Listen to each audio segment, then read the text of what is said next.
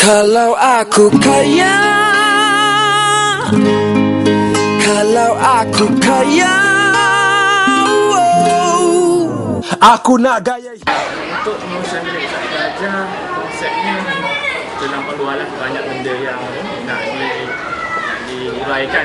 Jadi yang pertama dari segi fizikalnya, of course lah, kelas mesti ada whiteboardnya, kena ada kursi, kena ada meja, kena ada hiasan. Dari segi kebersihan, keselesaan pelajar, itu salah satu konsepnya lah. Yang konsep yang seterusnya ialah dari segi pengurusan pelajar-pelajar, dari disiplin, akademik macam mana, cara pengajaran di dalam kelas macam mana, itu pun antara salah satu konsep pengurusan bilik belajar lah. segalanya, bungkuskan semua, hadiahkan.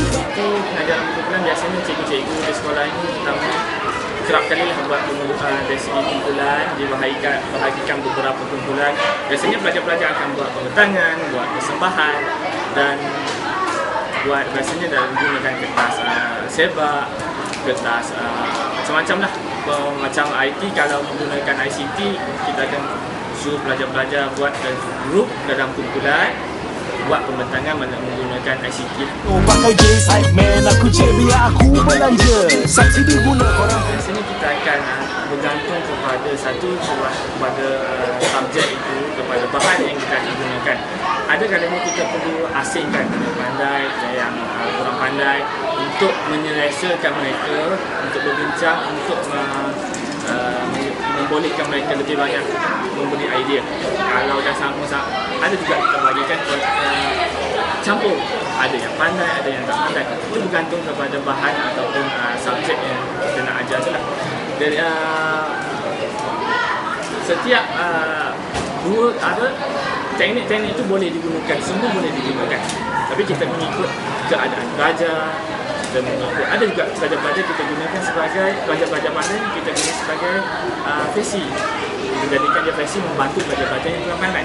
Itu pun boleh kita gunakan. Untuk pelajar-pelajar yang pandai, rasanya kita akan lebih kepada cikgu sebagai versi. Kita akan hanya guru ajar, pelajar itu akan cari sendiri bahagi kemungkinan buat sesuatu itu lebih kepada berorientasikan pelajar. Okey, untuk pelajar-pelajar yang lemah, kita akan gunakan teknik one by one, akan bersemuka. Itu lagi lebih memudahkan pelajar itu faham. Teknik-teknik itu pun boleh digunakan, dan kebanyakan sebab cikgu sekolah-sekolah ni memang guna kedua-dua teknik.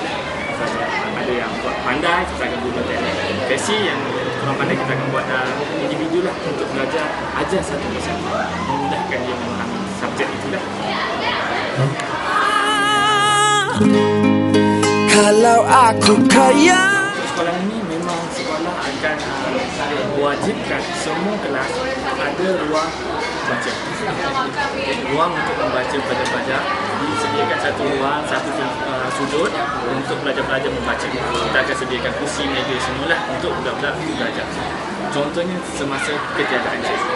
Okey, pelajar-pelajar bolehlah membaca buku yang disediakan di belakang sambil mengulang kaji pelajaran-pelajaran ini.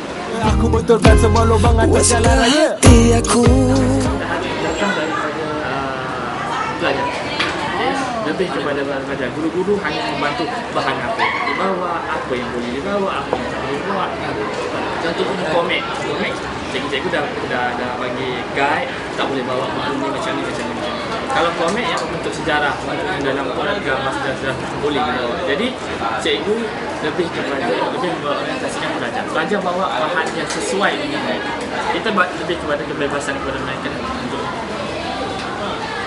Aku gajikan driver, nama dia Schumacher, dia panggil aku Sir, aku panggil dia Biasanya kita dah tak ada zaman ICT ni. Biasanya kebanyakan cikgu akan guna teknik ICT lah, menggunakan ICT sebagai asas kepada PMP mereka. Macam contohnya cikgu akan menyediakan slide, PowerPoint, persembahan. Jadi dia akan tunjukkan kepada pelajar. Dan sekarang ni yang terbaru, sekolah-sekolah telah menerima komputer.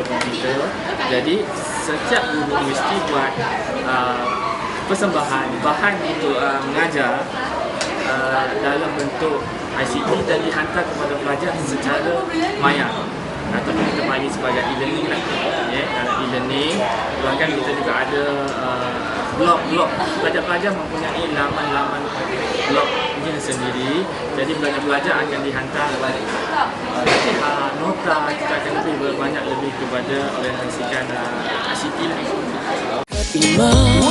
Aku borong semua bagi tahu Sumber ABM ini, kalau soalan untuk mengajar ABM ini biasanya setengah-setengah sekolah mungkin ada setiap kelas ada ABM yang mungkin ada LCD, mungkin ada slide, ada layer sendiri. Okay. Jadi untuk tingkat sekolah ni lah biasanya alat-alat itu berada di dalam bilik kelas yang berfungsi dan setiap guru yang nak menggunakan peralatan-peralatan itu mestilah mendapatkan kebenaran, menempahnya terlebih dahulu dan disimpan dalam bilik kelas yang digunakan. Jadi setiap guru mesti ada bahan dan yang terbaru setiap guru akan menempah bilik kelas menggunakan tempahan secara maya. Semua dalam internet.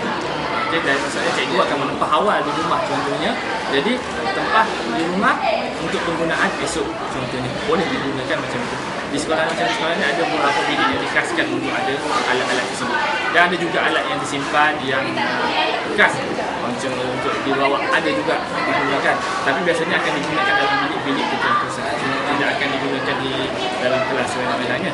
Dari segi penyimpanannya memang kita akan ada almarinya, tempat penyimpannya yang memang khusus dan dikunci memang boleh dikatakan selamatlah untuk penggunaannya dan saya rasa setiap bahan ABM yang digunakan memang baik dan tersedia dengan baik. kalau aku kaya bila